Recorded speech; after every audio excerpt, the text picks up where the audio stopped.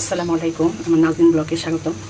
আমি আজকে আপনাদের সাথে একটি কচু ভর্তা শেয়ার করব। আসলে এটা ভর্তা না, আমি যেভাবে তৈরি করি সেভাবে দেখাবো। এই কচুটাকে আমি কুচি করে কেটে এটার সাথে আমি সরিষা দিয়েছি, কালো সরিষা ব্লেন্ড করে নিয়েছি দুটো একসাথে। এখন আমি এটাকে কড়াইতে দিয়ে দিব। এটা দিয়ে দিয়েছি আমি কচুটা। এটার সাথে আমি লবণ দিয়ে দিব, পরিমাণ হলুদ, অল্প হলুদ, এটা লাগতে হবে,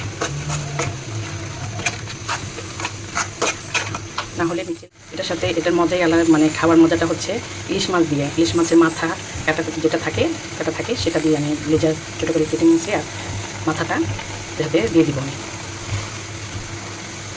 আমি একটু আদা রসুন দিয়ে দিব। এর সাথে আর কিচ্ছু অ্যাড করবো না। আমি সরিষা আর কচুটা কুচি করে কেটে সুন্দর করে ব্লেন্ড করে নিয়েছি, লবণ, সামান্য একটু হলুদ আর আদা রসুন আর ইলিশ মাছ, আর কিচ্ছু অ্যাড করবো না। পরে এটাকে আমি তেল দিয়ে শুকনো মরিচ দিয়ে বাগার দিব।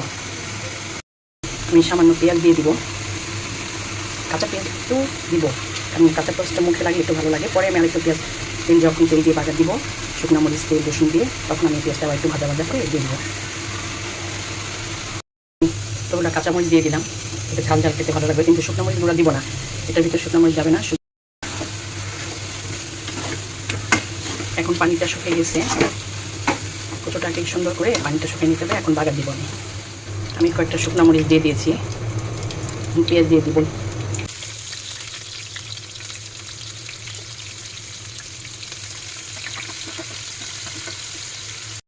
রসুন কুচি দিয়ে দিব। রসুন কুচি একটু বেশি দিতে হবে, আমি কচু দিব।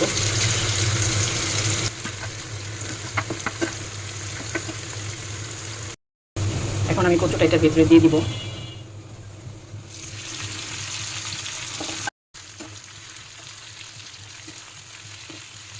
এটাকে সুন্দর করে ভাজা ভাজা করতে হবে, বেশি করে তেলে দিতে হবে এটার ভিতরে, যেন ভাজা ভাজাটা অনেক সুন্দর হয়। যে ভাজা ভাজা হয়ে গেছে, আমি আরেকটু ভাজা ভাজা করবো। এটার সাথে আমি এখন লাস্টে একদম লেবু দিয়ে দিব।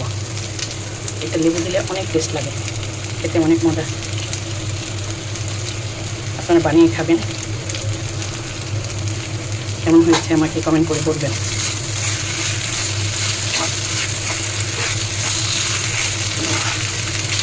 লেবু দিলে লেবুর একটা ফ্লেভার আসে, খুব ভালো লাগে খেতে, টক টক লাগে।